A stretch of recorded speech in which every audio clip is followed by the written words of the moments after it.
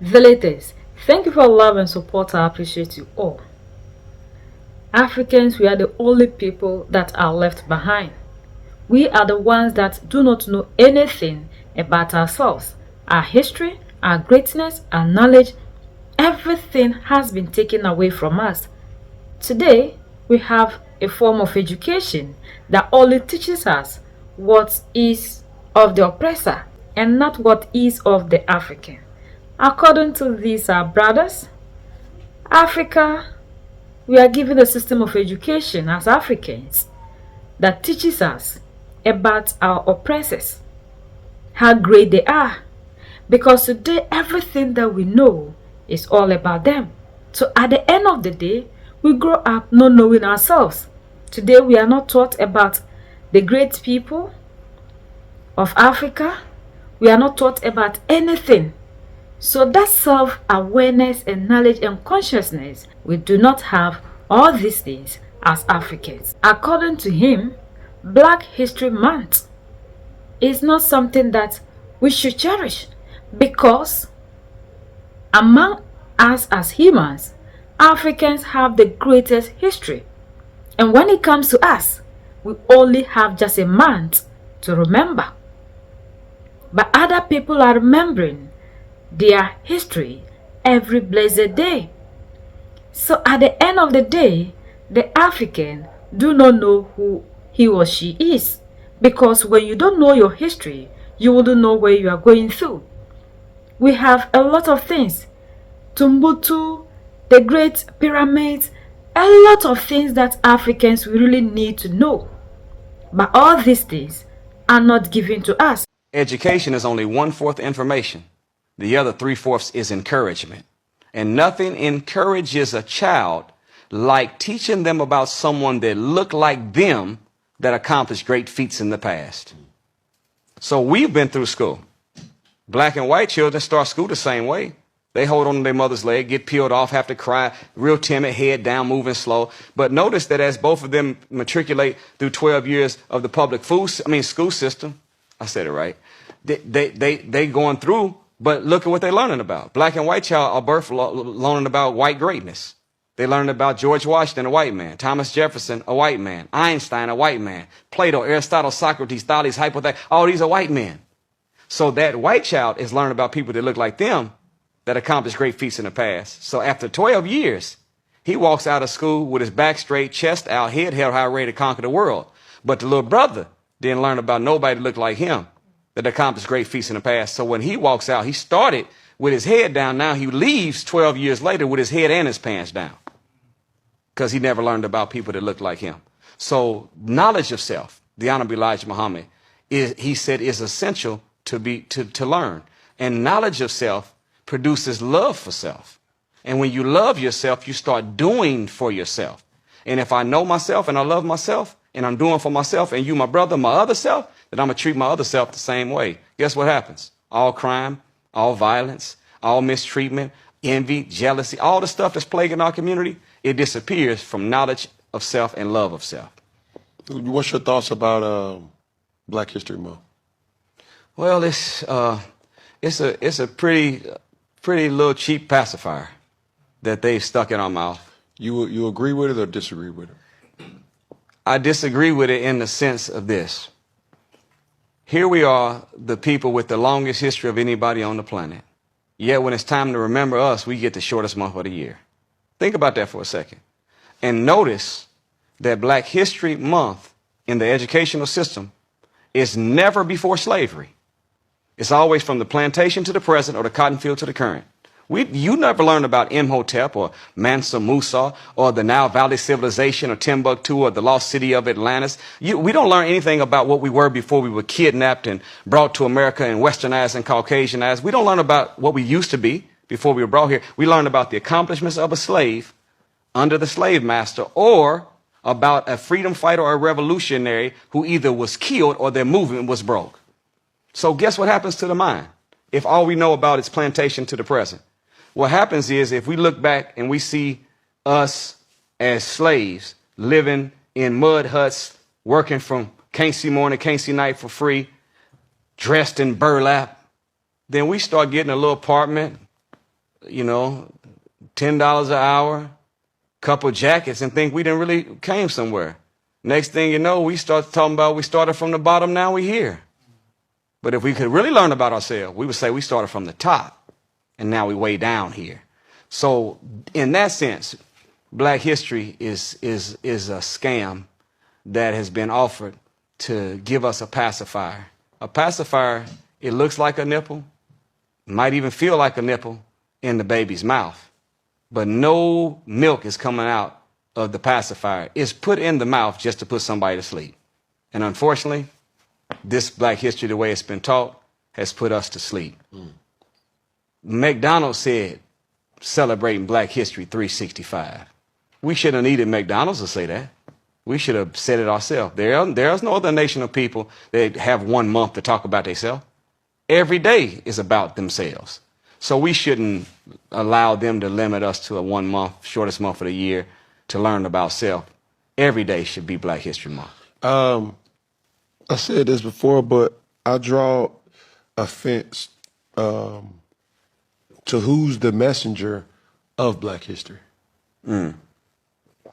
My children, they go to a pretty good school. Yes, sir. I take education extremely serious, especially the early development of education, as well as furthering their education as well. But I witnessed something that I said to myself, it's like, are they really getting the trueness of that? Right. Because at one particular point in time, when you do some soul searching and you start saying yourself and you start asking those questions, it's like, hold on, Yeah. where do we come from? Yeah. Hey, we living in Georgia, See? a slavery state. That's right. So if that person who's teaching you about something look like them, Come on. and that's not to create divide. That's not to create, a bad guy, good guy. I just draw a fence sometimes when Black history is being taught by a person that is not Black. Let me show you how, look at how the Honorable Minister Louis Farrakhan put it. He said, any man that will not treat you right will never teach you right. They're not going, if there's an African proverb that says that if the lion hunter is the one that tells the story will always favor the hunter. So even when we learn this Black history, the reason you offended is because Black history, for the main course, is Martin Luther King Jr. You get you a side dish of Rosa Parks, maybe 3 tablespoons of Frederick Douglass, and maybe a shot glass of some Malcolm X. But you don't get any real history of us before we were in America made slaves. That's the impediment. So we have to start giving our children real homework.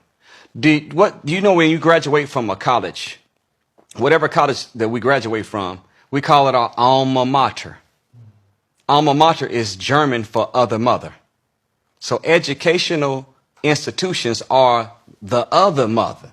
So if the educational institution is the other mother, who's the primary teacher? It's the real mother. It's the real father. So we have an assignment to not rely on the school system or any place we deposit our children in to be their primary educator. No, we have to teach our own children. Frederick Douglass said this, that any child that only learns at school is an uneducated child. We have to teach our children ourselves. So give them homework, Brother Cam, and just incentivize it. Offer them some money, and you watch how serious they get. I'm telling you, I almost went broke. My daughter almost got me. She was wrestling with some issues, so I had some books I wanted her to study to help her get it. And it was summertime. I told her, I said, for every book you read, I'm gonna quiz you on it, which means I had to read it too, and it's $100 per book. 3 weeks in, she had knocked down 4 books. I said, oh my God, summer vacation is 3 months. I think she did 14 books. And I'm talking about, took notes on all of them, and I quizzed her, and she learned it. So I came to her. I said, well, my word is bond. I got to give you the money I promised you. And when I was going to give her the money, but Cam, look what she said. She said, that's okay, Daddy. What I got from the books is way more valuable than the money. I still gave her some money, but my point is, that we have to give our children real homework, and it shouldn't be the regurgitation of stuff that was sent home from school. It should be the stuff that we're putting in our babies' mind that they can take to school with them to have the right mindset to conquer the environment that we deposited them in. How many children do you have? 3. I have 3 children. Yeah. I'm going to take that. Because transparently speaking, I've always been the parent that's the school's job to teach my children, right? Ignorantly enough. And I use my own truth sometimes to educate and empower, to not say that this is the right way. It's just to say that I'm flawed and to understand that I'm a work in progress. But when I hear you talk, one of those things that I think about is because by the time I get home, I want to be dead. Wow. By the time I get home, you know, I've provided all my life. I've provided all day and was a servant to so many people, being labeled the boss. Yeah. That means you're just the biggest servant. Yeah. And by the time I see my children, I don't got time, but I need to start making time. Yeah. Well, this is so, you know, we have a saying, men sharpen men like steel sharpen steel. So the minister said this. Now, to me, the Honorable Minister Farrakhan, why is this man walking among us? Listen what he said. He said, I've never met another human being that was not my superior in some way. That means that everybody can teach everybody something.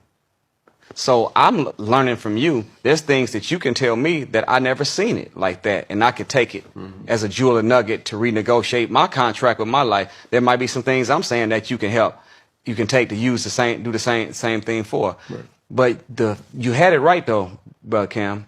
It always has broke my heart to drive past a raggedy public school killing field and see parents pulling up in $100,000 vehicles, picking their children up from a raggedy miseducation institution. And all that they do during the Black History Day of the month is for us to only come, remember some of our freedom fighters, how they started and how they ended. But we are not told as to how we will do to move forward. Everything that we know is about slavery and to where it ended. But before slavery came in contact with us, who are we?